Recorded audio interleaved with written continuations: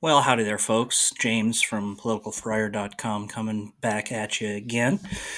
I wanted to talk today about Sidney Powell and Kenneth Cheesebro and what their plea deals mean for Donald Trump and his racketeering case in Georgia, but I got a little stuck because I realized I needed to explain racketeering. It's a really complex legal concept. It's a bit counterintuitive. It's even, when you look at it, it doesn't even feel really fair in an odd way. And so I didn't want to just go into it in the legal consequences of what these pleas mean without you, dear watcher, viewer, having a understanding of RICO. And then I realized that I didn't have to reinvent the wheel. Some few weeks ago, I actually wrote an extensive piece on politicalfriar.com explaining RICO and how it applies to Donald Trump's case. And so you, dear viewer, are going to have the opportunity to watch what I'm going to call a reader. I started these as talking videos as talkies, where I would talk about things, and now I'm going full circle, and now I'm going to read you a piece that I wrote off of Political Friar a few weeks ago, and that means this video is going to be long. So click off if you don't want to hear about RICO. I will do a separate video specifically about Powell and Cheesebro. So if you feel like you understand RICO well enough to understand that video without the primer, then yeah, go ahead and click off or mute it and leave it running because that's better for the algorithm. Okay, anyway, here we go. I'm going to read you a piece that I wrote entitled Donald Trump, Felon, Part 4, Georgia. August 14th, 2023, Donald Trump was indicted for the fourth time in 5 months. He and 18 co-conspirators were accused of engaging in an illegal enterprise to reverse the outcome of the 2020 presidential election in Georgia through illegal means. The law Trump is accused of violating is called racketeering, influenced, and corrupt organizations, commonly known as RICO. RICO makes it illegal to accept the benefit from, be associated with, or aid any enterprise that promotes its interest using illegal means. Now, if you don't understand that last sentence, I get it. RICO is a significantly more difficult concept than, say, conspiracy. And as I said in the last post, conspiracy isn't the easiest legal concept either. Let's break it down. RICO. Say a drug dealer uses his ill-gotten funds to buy a car. The car dealership benefited indirectly from the drug dealer through the profits it made on the sale of the car, right? But the car dealership's not a drug dealer, so despite benefiting from the crime, it isn't criminally liable for dealing drugs. Makes sense to me. Well, now imagine a used car dealer offering a discount to drug dealers who use their drug money to buy cars. Selling cars to drug dealers isn't a crime, so why would offering a discount change anything? Enter RICO. RICO makes it a crime to participate in the furtherance of a criminal enterprise, even if the person doesn't commit a crime. A criminal enterprise need not even have a criminal objective to trigger RICO either. For example, the object of the criminal enterprise in the example above is to sell cars, not illegal. What makes a criminal enterprise criminal is that someone associated with it uses criminal means to further the enterprise's objectives. Note, an isolated crime that furthers the enterprise's objective is not enough. In Georgia, RICO requires 2 crimes that further the enterprise's objective to occur within 4 years of each other. Returning to the example, by offering a discount for drug dealers, the used car dealer furthered the criminal enterprise's objective of selling cars. When the drug dealers used drug money to buy the cars from the used car dealer, they too furthered the criminal enterprise's objective of selling cars, but through criminal means. Using those criminal means of furthering the enterprise's objective is what makes everyone involved in the criminal enterprise liable under RICO. So here's the crime equation.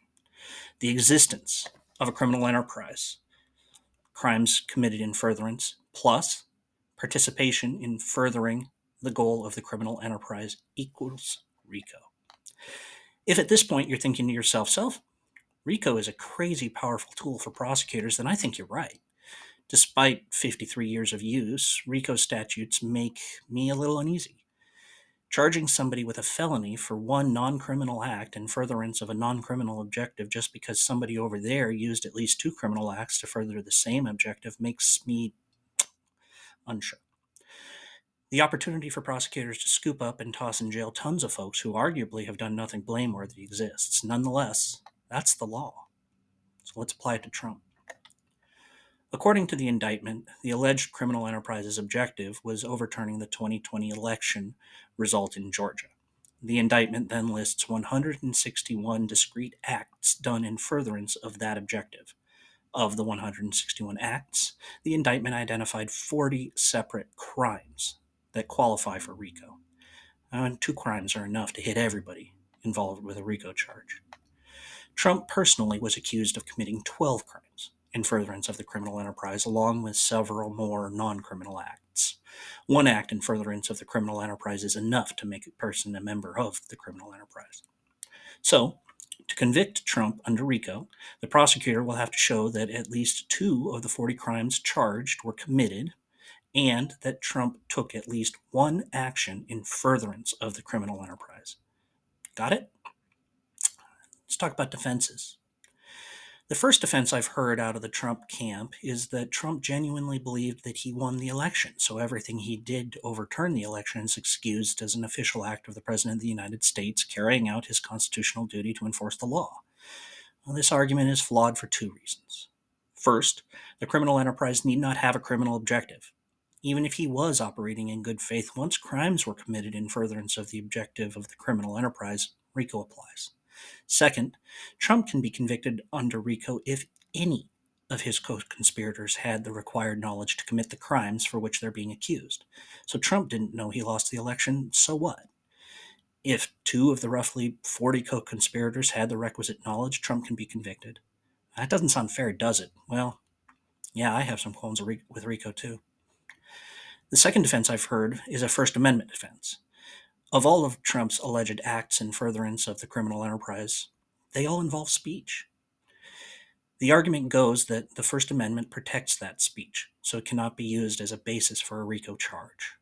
This argument is hogwash. Speech can and almost always is part of RICO Act in furtherance of a criminal enterprise.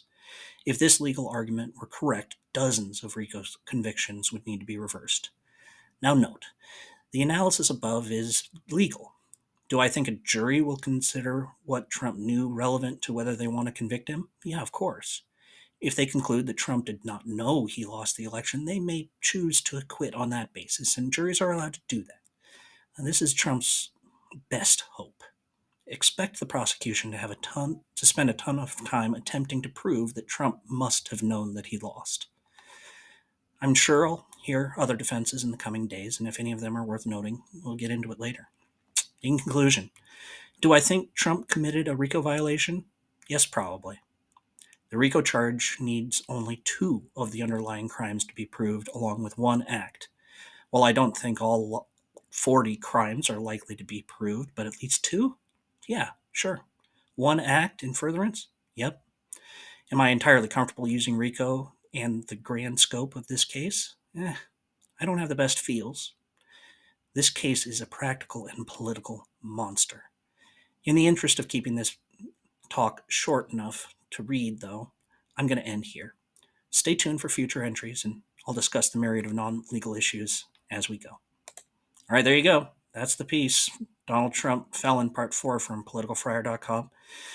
If you like that, let me know in the comments down below. If you didn't like that, let me know in the comments down below. Make sure you tell me how wrong I am in doing to make sure you also like, subscribe, and share this video.